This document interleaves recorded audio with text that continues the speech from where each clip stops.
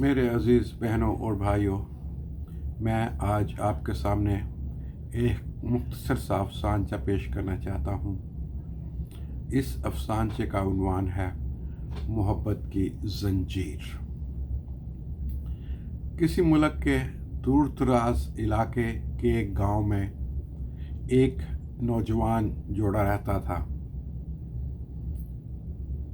वो नौजवान जोड़ा एक फैक्ट्री में काम करता था, लेकिन चंद दिनों के बाद वो फैक्ट्री बंद हो गई और उन्हें कुछ दूसरे रोज़गार की तलाश हुई।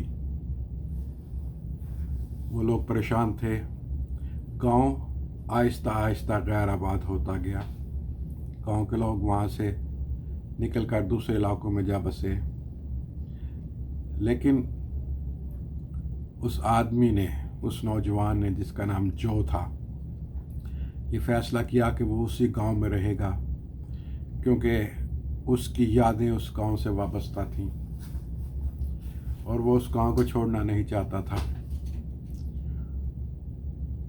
वो जानता था कि उसकी माँ बाप की कब्रें यहाँ पे मौजूद हैं, उसके आबा अजदाद इस गांव में दफन हैं, इसलिए वो इन यादों को छोड़ के वहाँ से जाना नहीं चाहता था।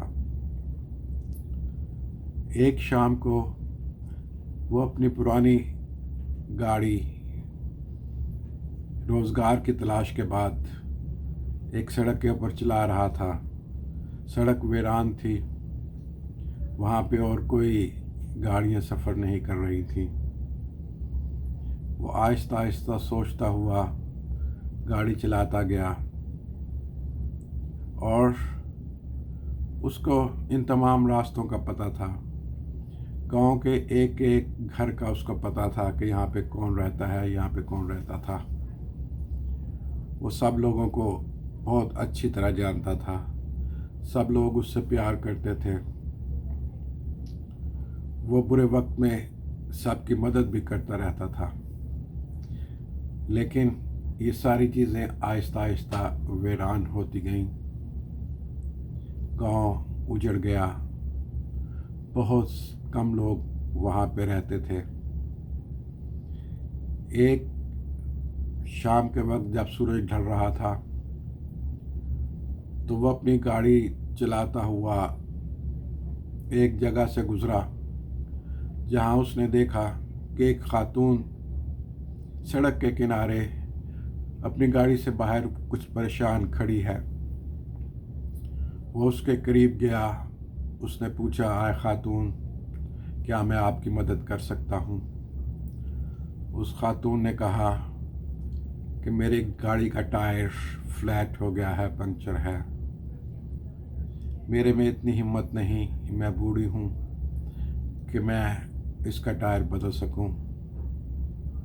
उसने उस खातून की गाड़ी में टायर बदलने में उसकी मदद की और उस खातून ने अपने पर्स में से कुछ रकम निकाल कर उस नौजवान को दी, लेकिन उसने लेने से इनकार कर दिया।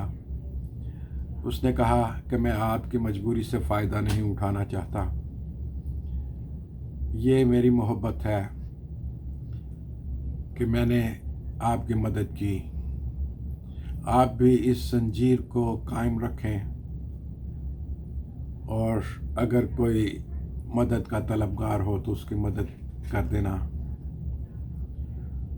वो औरत बहुत खुश हुई और वहाँ से गाड़ी में सवार होकर उसने अपना सफ़र जारी रखा।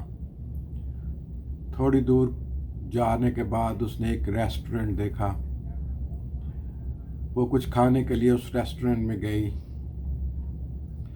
और वो जब अंदर गई तो रेस्टोरेंट खाली था। रात ज़्यादा हो चुकी थी तो सिर्फ वहाँ पे एक वेट्रेस थी जिसने बड़ी खुश असलूबी से उसका खैर मकदम किया, उसको खाना बना के दिया। ये गांव का रेस्टोरेंट था, कोई इतना बारौनक रेस्टोरेंट नहीं था اور اس کو کھانا دینے کے بعد وہ خاتون لڑکی جو کہ 8 ماہ کی حاملہ تھی، وہ اس نے ریسٹورنٹ کی صفائی شروع کی، اور وہ خاتون جو وہاں پہ کھانا کھانے بیٹھی تھی وہ اس کو دیکھتی رہی۔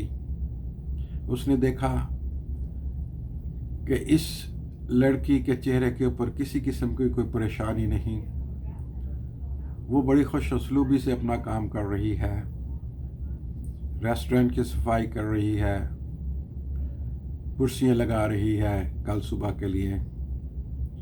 کھانا کھانے کے بعد وہ بل لے کر اس خاتون کے پاس گئی جو وہاں پہ کھانا کھانے کے لیے رکی تھی۔ اس نے بل جو اتنا زیادہ نہیں تھا اس کے بدلے میں $100 کا بل اس کو دیا، اور وہ لڑکی جو 8 ماہ کی پریگننٹ تھی